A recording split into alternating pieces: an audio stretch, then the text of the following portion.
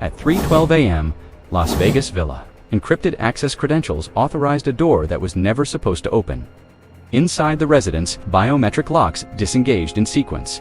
No alarms triggered, no local dispatch logs recorded movement. 12 minutes. Later, a secure data uplink activated from within the structure, routing directly into a classified federal collection node. What appeared on the live feed did not match the operational briefing. Uniformed law enforcement identifiers were detected inside a private vault. A prosecutorial access token authenticated. Against a criminal ledger, a financial architecture unfolded across multiple screens, mapping transactions in 8 currencies across 26 shell entities, converging into a single command wallet. Estimated exposure exceeded $800 million. None of it existed in official financial systems. None of it was supposed to exist at all. By 3:41 a.m., containment protocols were initiated. By 3:46 a.m., a federal blackout order was issued. Investigators would later conclude the structure was not a residence, it was a command node. At 3:12 a.m., a federal override key authenticated against a private residential security system on the outskirts of Las Vegas. The override should not have worked. According to later reconstruction, the system was designed to reject any credential not issued by the property's internal controller. No external agency, including federal law enforcement, possessed valid access, yet the lock disengaged. Surveillance. Review would later show that the entry team did not force access. No mechanical breach occurred. No alarms activated. The structure responded as if the entry was expected.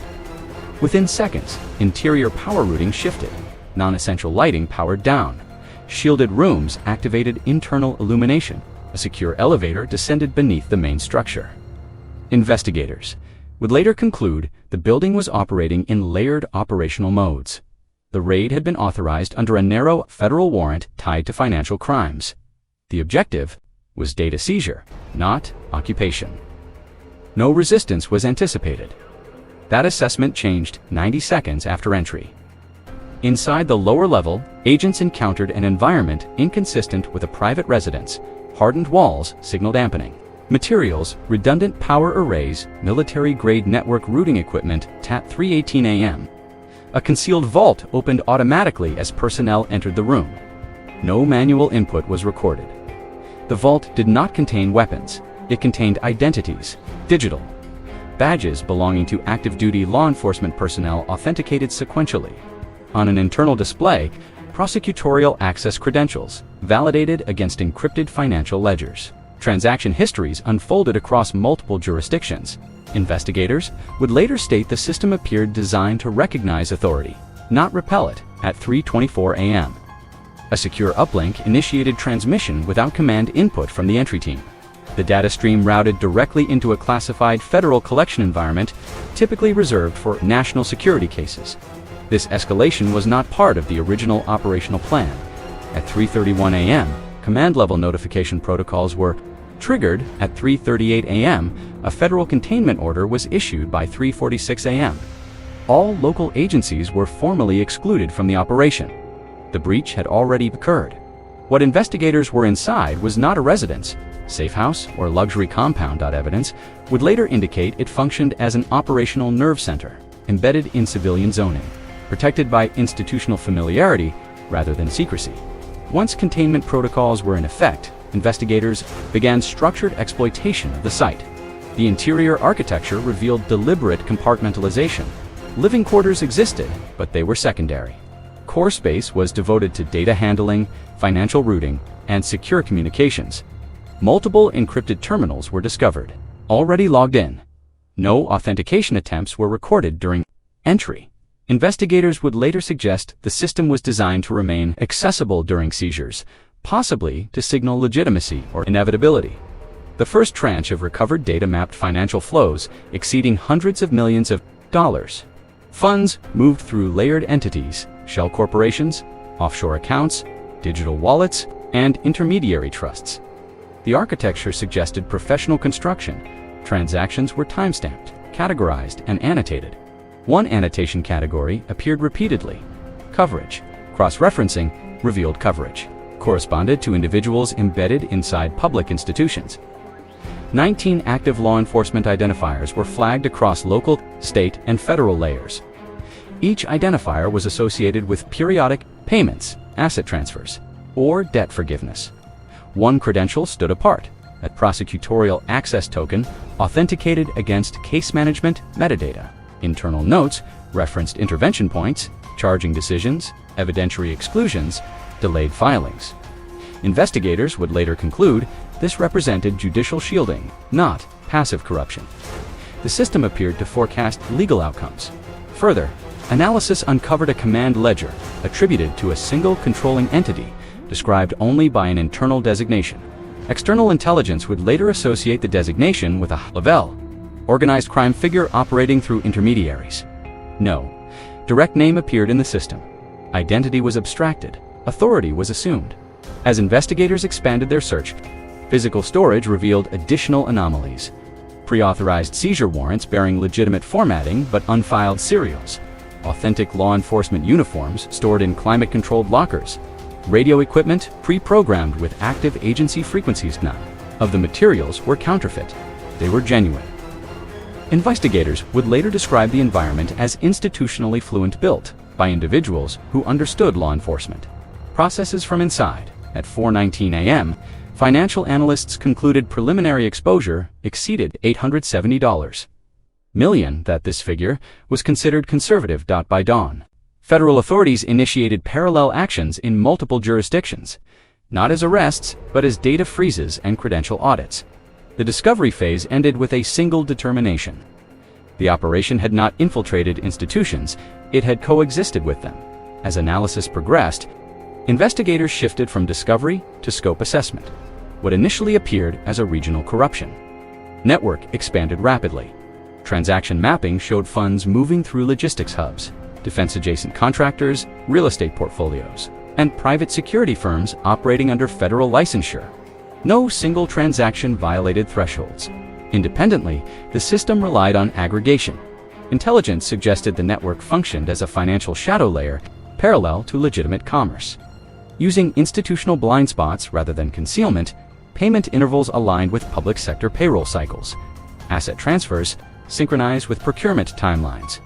Investigators would later infer the system was calibrated to avoid triggering automated oversight mechanisms. Further review indicated the operation had been active for years, possibly longer. Archived ledgers showed evolution rather than improvisation.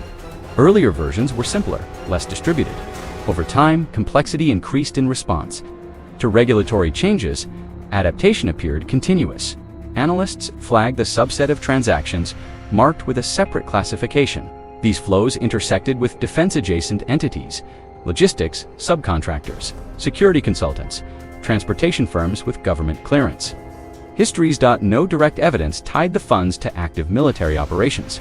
However, intelligence suggested strategic proximity, positioning close enough to exploit defense ecosystems without overt engagement. This proximity elevated concern. The implication was not military corruption, but military adjacency exploitation.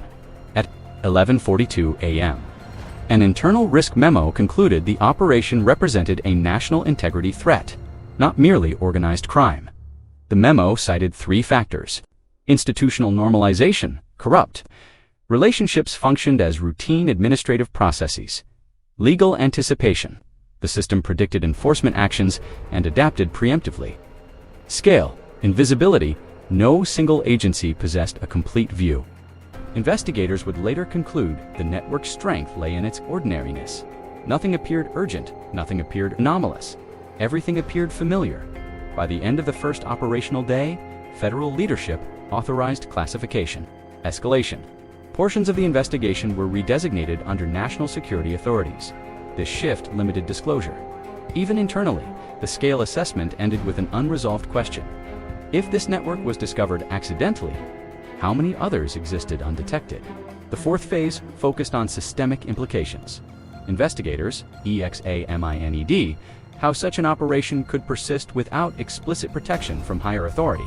No evidence indicated formal state sponsorship. Instead, intelligence suggested permissiveness, a byproduct of fragmented oversight and procedural trust. The individuals identified did not operate as a conspiracy in the traditional sense. They operated as professionals fulfilling expectations.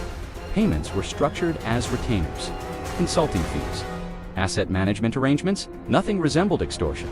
Participation appeared voluntary. This distinction mattered. Investigators would later conclude coercion was not the primary mechanism. Normalization was. The prosecutorial involvement proved especially destabilizing. Access logs showed selective engagement rather than constant interference. Cases were not dismissed wholesale. Instead, they were shaped, evidence excluded, timelines extended, jurisdictions challenged, outcomes shifted subtly. This reduced detection risk. Law enforcement participants operated similarly. Patrol patterns adjusted, surveillance degraded, task forces redirected. Each action was defensible in isolation. Collectively, they formed a protective envelope. Intelligence analysts compared the structure to regulatory capture, but inverted. Instead of industries capturing regulators, criminal finance captured institutional behavior. No orders were issued, expectations were understood. The system also included redundancy. If one participant withdrew, others compensated. If scrutiny increased, exposure contracted temporarily. This resilience suggested design. Investigators found evidence of periodic system audits conducted internally, risk profiles updated, personnel rotated. These functions mirrored legitimate corporate compliance programs. The absence of overt violence was notable. Intelligence suggested the operation preferred stability over domination. Visibility was risk. Predictability was protection. As analysis continued, investigators encountered an uncomfortable implication. No central authority needed to approve this structure. It emerged organically from incentives. Later, intelligence assessments would frame the operation as an ecosystem, not an organization. State involvement, therefore, was indirect. The state provided the environment. Procedures provided the cover. Trust provided the access. This reframing altered strategic response considerations. Dismantling the network would not be achieved solely through arrests. It required disruption of assumptions. By the end of Chapter 4 analysis, federal leadership acknowledged the investigation had crossed a threshold. The issue was no longer crime, it was system integrity. To validate conclusions, investigators sought incontrovertible proof. The fifth phase focused on infrastructure. Digital forensics revealed a multi-layered data environment segmented across jurisdictions. Redundancy ensured survivability. No single server held complete records. Physical backups were stored in climate-controlled vaults beneath commercial properties unrelated to the main site. Access required dual credentials, financial and institutional. This design ensured participants had mutual dependency. One could not expose the system without implicating oneself. Investigators would later describe this as deterrence through symmetry. Proof also emerged in the form of predictive modeling embedded in the system. Algorithms assessed enforcement probability based on public data. Budgets, personnel changes, election cycles, responses adjusted accordingly. When scrutiny increased, exposure decreased. When oversight weakened, expansion resumed. The system learned. Perhaps most concerning were training materials recovered from internal archives. These documents did not instruct criminal activity. They instructed institutional navigation, how to speak to investigators, how to delay audits, how to appear cooperative without conceding ground. The tone was professional, neutral, procedural. This mirrored the system's philosophy by the time sufficient proof was compiled. Investigators recognized disclosure would carry systemic consequences. Public exposure risked destabilizing trust in institutions beyond those involved. This constraint shaped subsequent actions. Selective accountability replaced mass prosecution. The infrastructure phase ended with confirmation. The network existed, it functioned. It adapted. The final phase addressed outcomes. Publicly, the case concluded quietly. Asset seizures occurred through civil mechanisms. Personnel actions were framed as administrative. Prosecutions were pursued focused narrowly. The broader architecture was not named. Internally, reforms were initiated. Credential validation protocols changed. Oversight mechanisms consolidated. Cross-agency, data sharing increased. None of these measures were attributed to the investigation. Investigators would later state this was intentional. Visibility was risk. The strategic lesson was documented in a classified after-action assessment. The threat was not criminal genius, it was institutional predictability. Systems built for efficiency created pathways for What I exploitation. am telling you right now is Trust, highly reduced classified friction. information. They Reduced are tracking friction, everything, reduced and they scrutiny. know I have the The files. operation demonstrated that corruption does not always announce itself. Sometimes it behaves correctly. The investigation ended. Without a declaration, no victory statement was issued. The final assessment concluded with a single line. The most resilient threats do not attack systems, they operate inside them.